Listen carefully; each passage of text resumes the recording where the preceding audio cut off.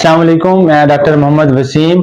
आप जरा ये तस्वीर देखें। ये तस्वीर निश्तर हॉस्पिटल मुल्तान के एक मेडिकल वार्ड की इमरजेंसी की है, जहां एक दिन की इमरजेंसी में इतने मरीज दाखिल होते हैं कि एक बेड पे दो दो मरीज रखने पड़ते हैं।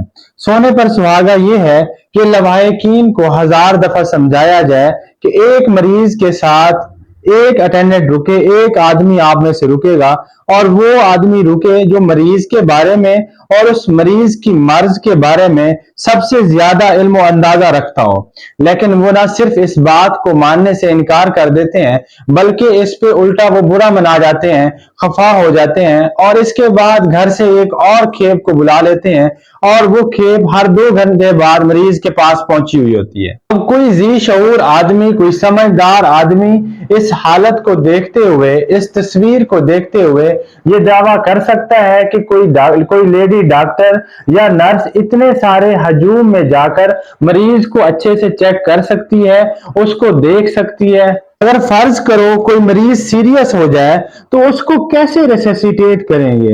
अब इसके अलावा एक और जो कॉमन चीज होती है कि जैसे ही कोई मरीज सिक होता है तो ये जो सारे अटेंडेंट हैं अपने मरीज को छोड़कर उस मरीज के इर्द गिर्द इकट्ठे हो जाते हैं, बड़ा हजूम बना लेते हैं कि वहां पर डॉक्टर को खड़े होना बहुत ही मुश्किल हो जाता है और वो डॉक्टर को मरीज चेक करना बहुत ही मुश्किल हो जाता है। अब इतने बड़े हजूम में डॉक्टर ये भी अंदाजा नहीं लगा सकता कि कौन सा मरीज कितना ज्यादा सीरियस है और कितना ज्यादा तवज्जो का मुस्तहिक है। तो डॉक्टर को बहुत ज्यादा मुश्किल होती है अगर इस तरह का हजूम बना हुआ हो और उसको पता भी ना चलता हो कि कौन सा मरीज कितना सिक है और उसको कितनी ज्यादा तवज्जो देनी है। मुझे पता है कि मरीज का ख्याल रखना और उसकी तीमारदारी करना ना सिर्फ जरूरी है बल्कि सुन्नत भी है, लेकिन इस तरह करने से मरीज की सेहत में आने वाली रुकावटों का जो मुअज्जद बनते हैं, आप उसको कैसे जस्टिफाई कर सकेंगे।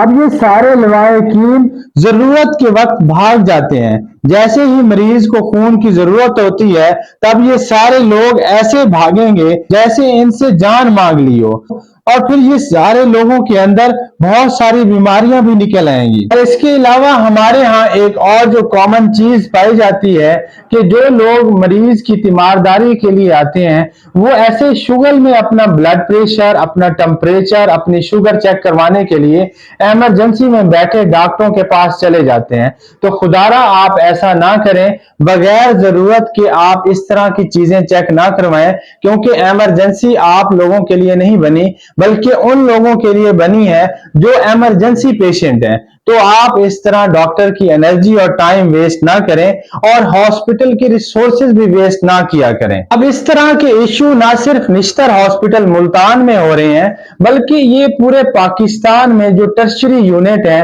जो बड़े बड़े हॉस्पिटल हैं, उनकी इमरजेंसी में इस तरह के केसेस बहुत ज्यादा हो रहे हैं कि उनकी इमरजेंसी रूम में लोगों ने मरीजों के साथ इतना ज्यादा रश बना लेते हैं कि डॉक्टर को बहुत मुश्किल होती है मरीज को चेक करने में, नर्सेज को, पैरामेडिक्स को मरीज को अटेंड करने में बहुत ज्यादा मुश्किल होती है।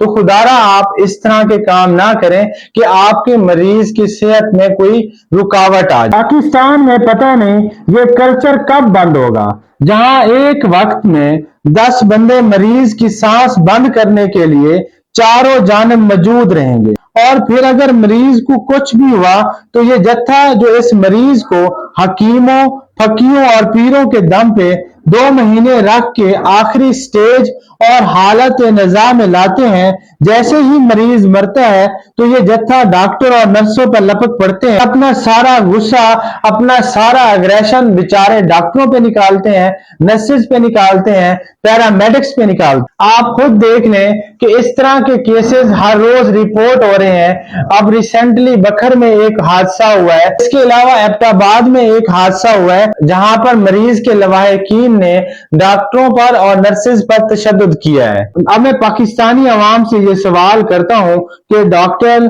नर्सेज और पैरामेडिक्स जो इन लिमिटेड रिसोर्सेज में थोड़ी तनख्वाह के अंदर अपनी कैपेसिटी से ज्यादा सर्विस करते हैं, उनका क्या कसूर है?